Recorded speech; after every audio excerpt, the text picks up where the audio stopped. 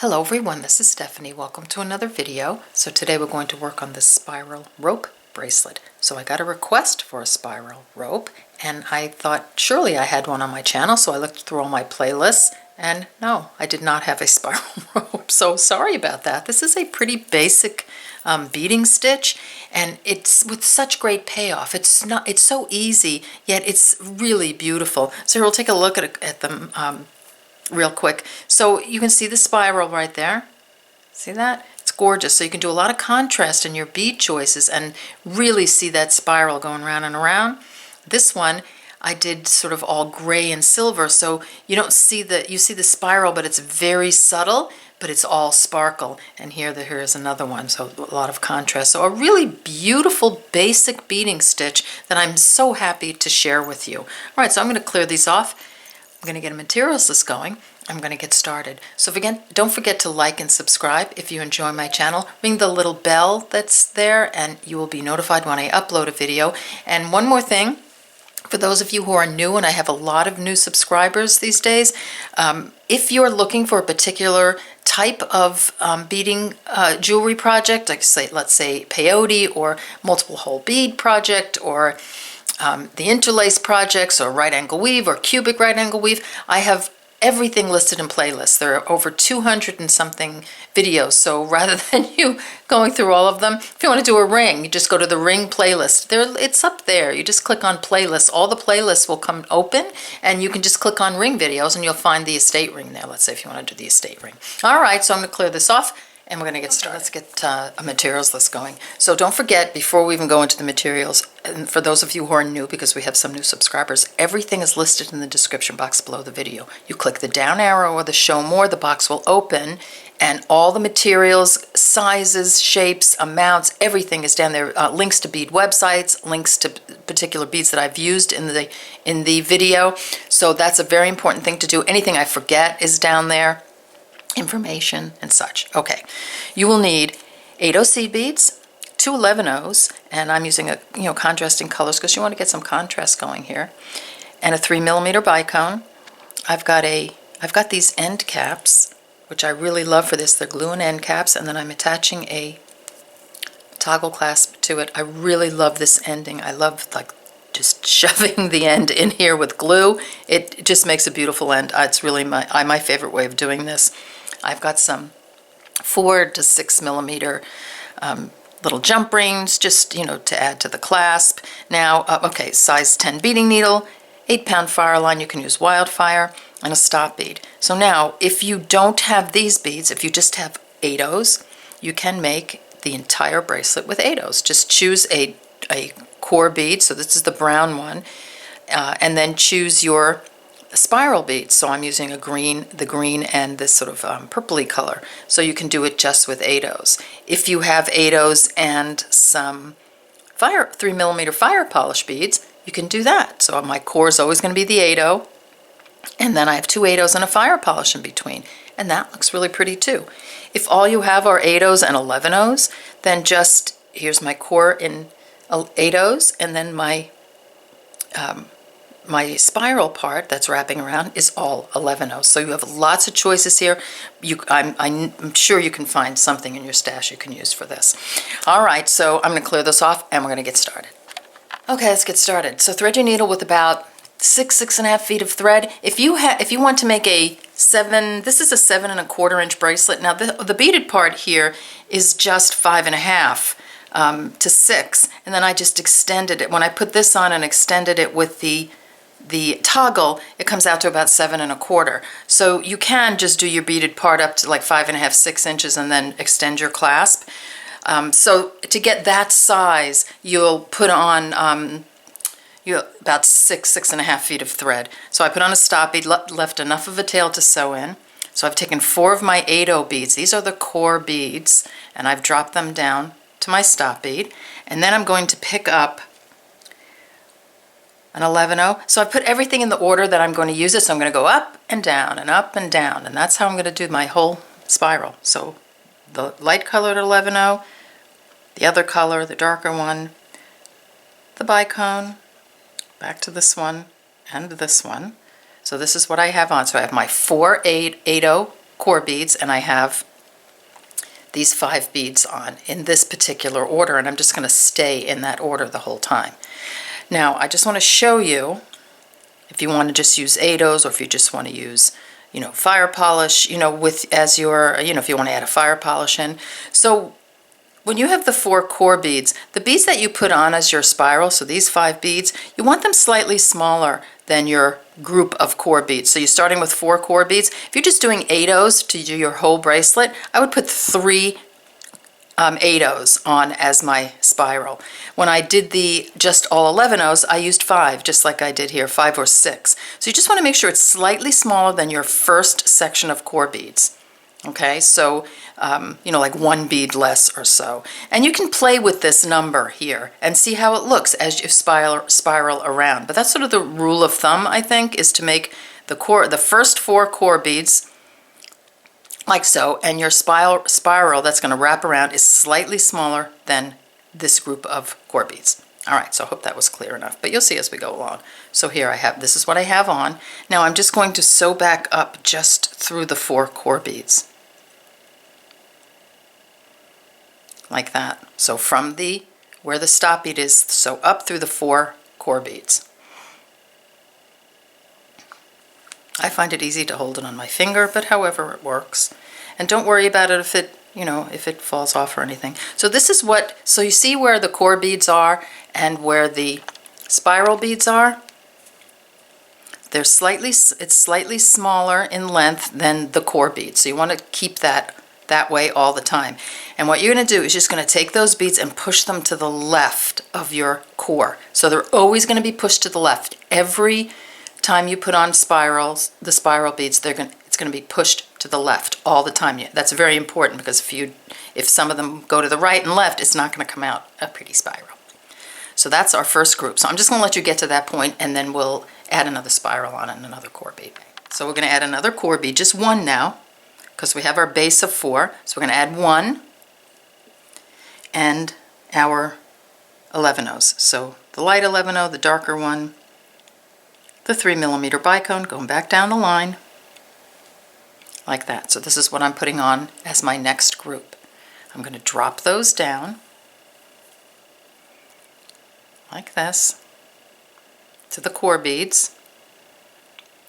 I'm going to sew through the last 4. So I'm not going to sew through this one on the bottom. So it's going to be the one I put on in the previous 3. So here, see where my needle's going in? I'm skipping the bottom one, sewing up through these 4.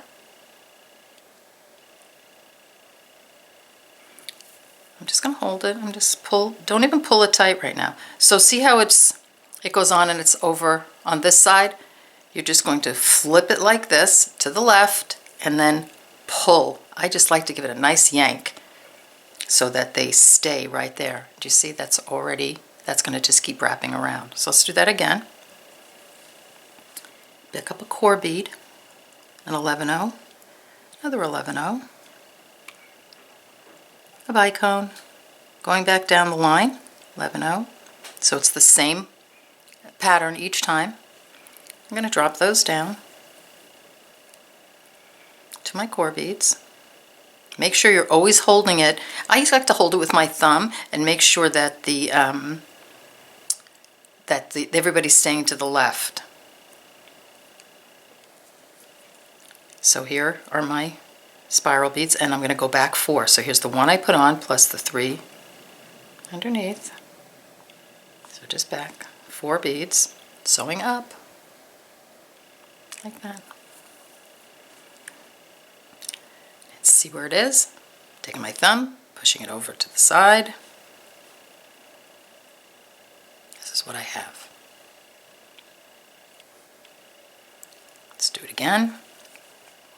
Pick up a core, my 11-ohs, bicone, going back down my line again, dropping those down to my core beads. I'm going to go back 4 of the cores, so 1, 2, 3, 4, so the one I put on in the previous 3.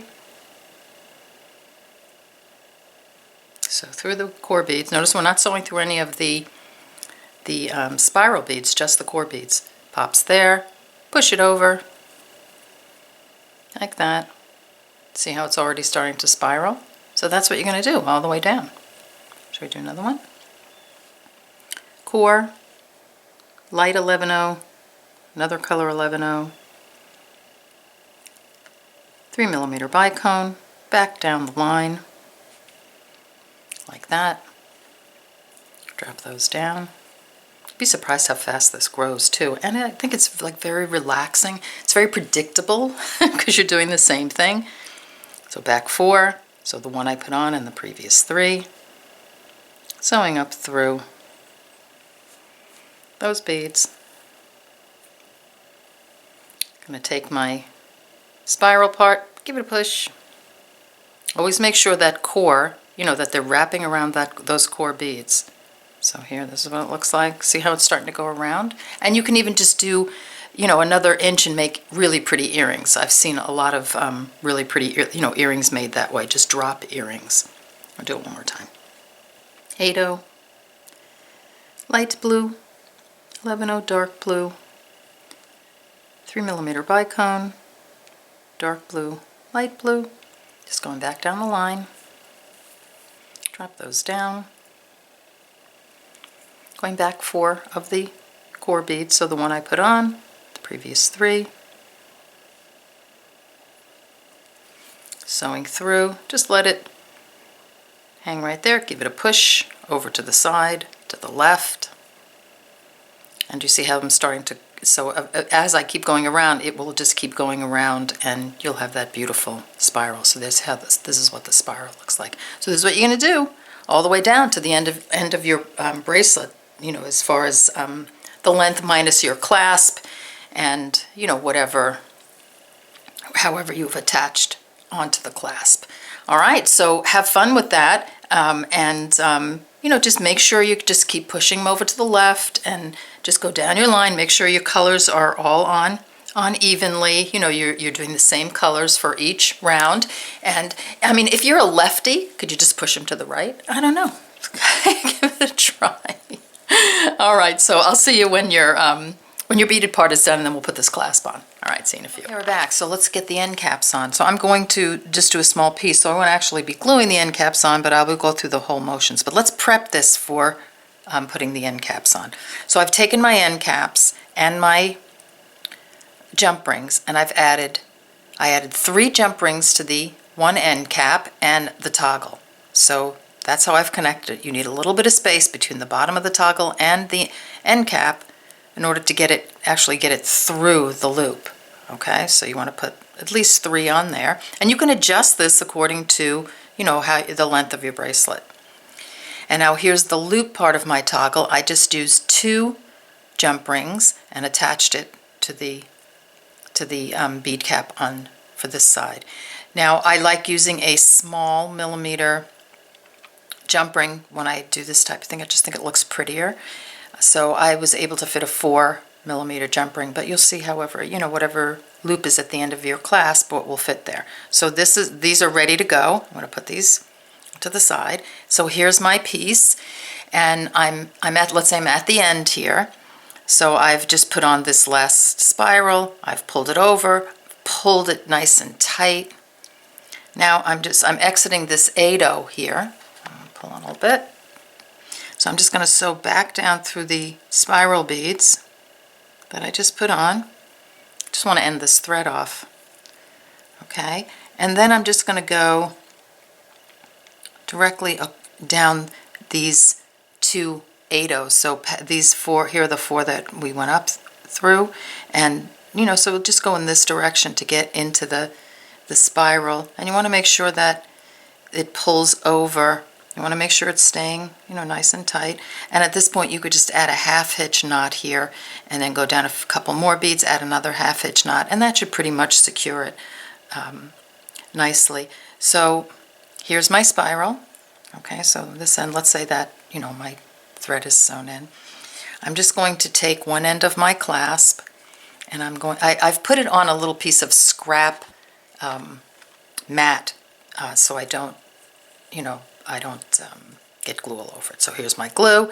I'm going to fill this up about halfway. You don't need to put more than that in. So, you know, get it around the sides. Make sure it's about halfway up. And then I'm just going to insert that in there. And I'm going to hold it, push it in, and I'm going to hold it like that. Okay. Notice how I'm kind of pushing my twisting my spiral a little bit just to make sure that all the beads are sitting nicely. So you're just gonna, that's gonna put that one on. I'm gonna do the same thing for this end. I'm just going to take the glue, fill it about halfway, put it through, you know, after I've sewn that thread in, give it a real push in there, make sure it's, you know, nice and tight. So you maybe want to hold it like this. Just make sure you don't glue your fingers to it. Hold it like this for, I don't know, 20 or 30 seconds, or just give it a little push in like this. So I'm gently pushing so that there's contact between the beads and the inside of the cap. And there's your bracelet. So you're just going to put this aside and you're going to let it dry. And I'd give it overnight. Even though it's instant drying, I just still think, because there's a lot of glue in there, you want to dry it pretty, you want to just leave it alone and not mess with it for a while. So here are our bracelets. So how much fun is that, learning a new stitch? So I really enjoyed this. I haven't done these in so long that it was a real pleasure to do them. So I hope it was fun for you as well. And take care, and I'll see you in the next video. Bye-bye.